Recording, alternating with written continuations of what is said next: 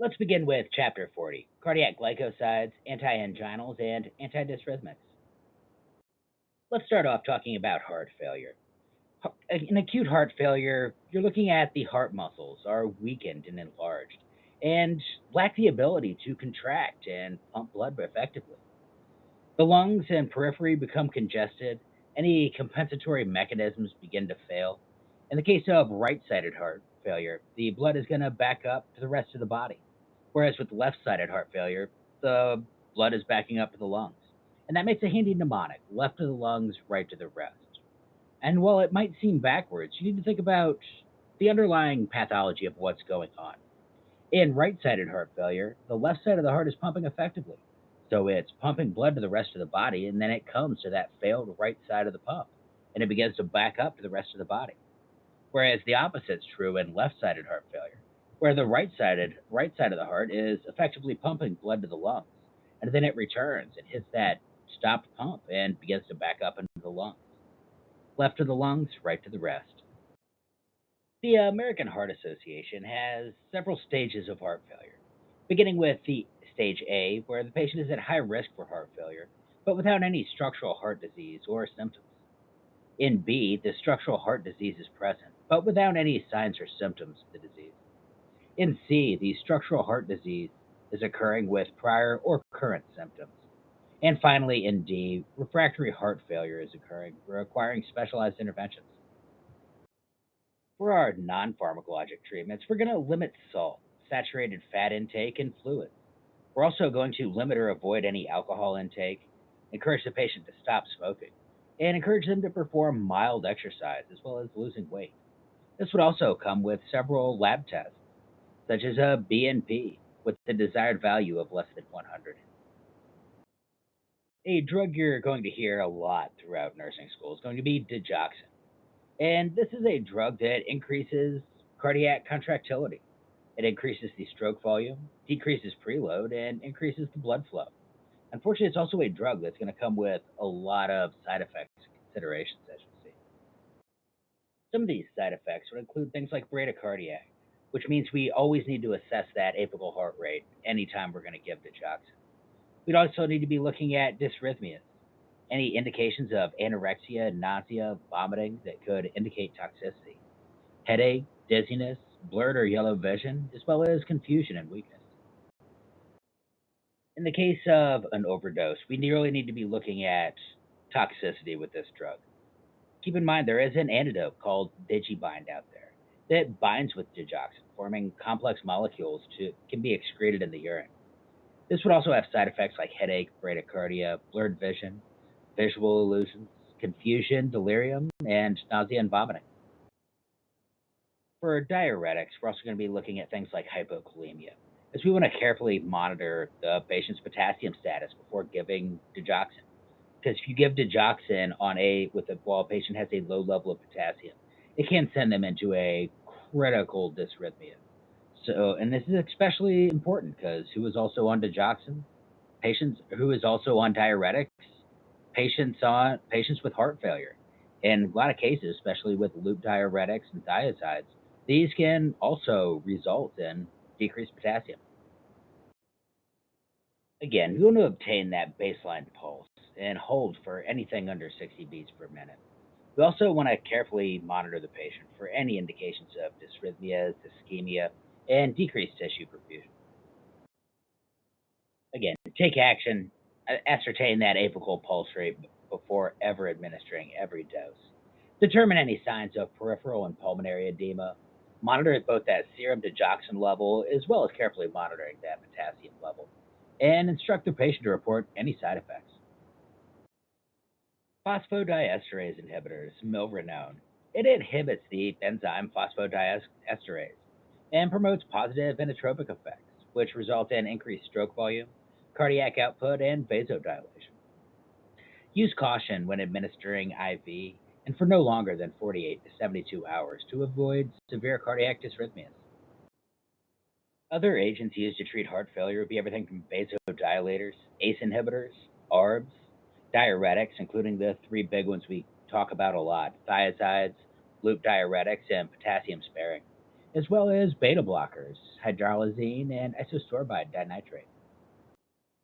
When dealing with angina, there's going to be two major types. One is going to be stable angina. That's that classic angina.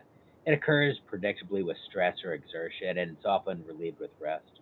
On the other hand, is unstable. This occurs frequently with progressive severity. Could be an indication we're having an MI or something more serious going on as well. Another one to consider would be a variant angina or Prince metal. And this occurs during rest, and it's a result of vasospasms of the coronary arteries. Nitrates, nitroglycerin. These promote vasodilation, as well as resulting in a decreased preload and afterload. Keep in mind it does have side effects, including headaches, hypotension, flushing, dizziness, and possibly even syncope.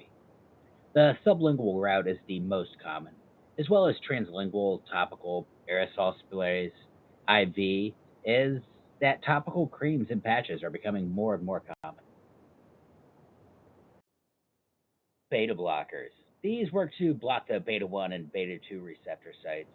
It works to decrease the workload of the heart and the oxygen demand. Keep in mind, this is also going to be another drug just like digoxin, where we want to carefully assess the heart rate before giving, so we don't send the patient critically low in bradycardia. Side effects would include things like bradycardia, hypotension, dizziness, depression, fatigue, erectile dysfunction, as well as peripheral edema and vasoconstriction. Calcium channel blockers. These work to relax the coronary artery spasms along with the peripheral arteries. They also work to decrease contractility, afterload, as well as the resistance, while reducing that overall cardiac workload and its oxygen demands. Side effects will include things like dizziness, flushing, headache, hypotension, peripheral edema, and fatigue. We want to assess carefully with baseline vitals to identify any changes or trends, and keep a careful eye out for decreased tissue perfusion, hypoxemia, and any recurrence of angina. When giving anti-anginals, again, monitor the vital signs, position the patient sitting or lying down when administering a nitrate for the first time, and carefully monitor the effects of IV nitroglycerin as well, as they can cause the patient to be very extremely hypotensive. Administer the sublingual nitro tablet as soon as any indication of chest pain occurs. And remember that classic algorithm. You give one dose every 5 minutes with a maximum of three doses when giving sublingual nitroglycerin. The mechanism of drug action. When it comes to sodium channel blockers, 1A slows conduction while prolonging repolarization. 1B slows conduction while shortening repolarization. And 1C prolongs conduction with little or no effect on repolarization. In class 2 and beta adrenergic blockers, these decrease the conduction velocity, automaticity, as well as the recovery time. In class 3, these work to prolong repolarization, while also prolonging the action potential duration. And finally, in class 4, calcium channel blockers block calcium influx, slow conduction velocity, decrease myocardial contractility, and increase refraction and AV node. When giving any antidysrhythmics, again, careful baseline vital signs, as well as ECG monitoring for future comparisons, and also to identify any issues early before they can have a chance to grow. Monitor vital signs, monitor the ECG for any abnormal patterns and report findings, as well as tell the patient to report side effects, along with adverse reactions to any healthcare provider. Should also advise the patient to avoid any alcohol, caffeine, and tobacco. For our first practice question, a patient has angina pectoris. The patient's blood pressure is 100 over 60. The nurse administers nitroglycerin, zero point 0.4 milligrams sublingual. What is most important for the nurse to assess the patient for the development of? That be A, bradycardia, B, hypotension, C, bradypnea, or D, hypokalemia. And that answer is going to be B, hypotension, as nitroglycerin is a major vasodilator. For our second question, a nurse is administering digoxin, 0.125 milligrams to a patient. Which nursing interventions will the nurse implement? Select all that apply. Would that be A, checking the apical pulse rate before administration? B, monitoring the patient's serum digoxin level? C, instructing the patient to report a pulse rate less than 60?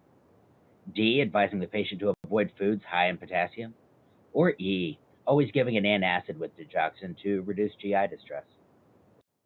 And those answers are going to be A, B, and C. Checking the apical pulse rate before administration, monitoring the patient's digoxin level, and instructing the patient to report a pulse rate of less than 60. Question 3. A patient is ordered to receive digoxin to treat congestive heart failure.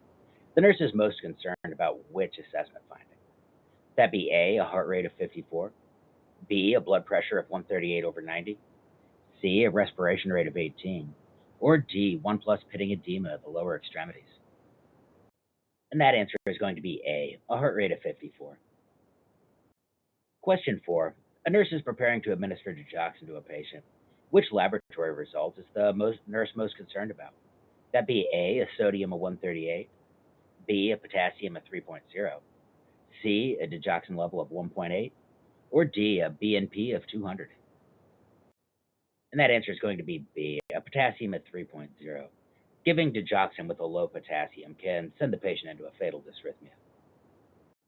Question 5. When administering anti-anginal drugs, the nurse identifies which is the most common response. That be A, tachycardia, B, bradypnea, C, hypotension, or D, dry mouth. And that answer is going to be C, hypotension. Question 6. The nurse should teach the patient to report which of the following to the healthcare provider immediately if they're experiencing this after taking nitroglycerin. That be A, dizziness, B, faintness, C, headache, or D, persistent pain. And that answer is going to be D, persistent pain, as even with our nitroglycerin, we're still having ischemia and imbalanced oxygen demand to the heart. Question 7. The nurse identifies which drug is a calcium channel blocker used for the treatment of dysrhythmias. Would that be A, diltiazem, B, esmolol, C, flecainide, or D, sotalol? And that answer is going to be A, diltiazem, the calcium channel blocker.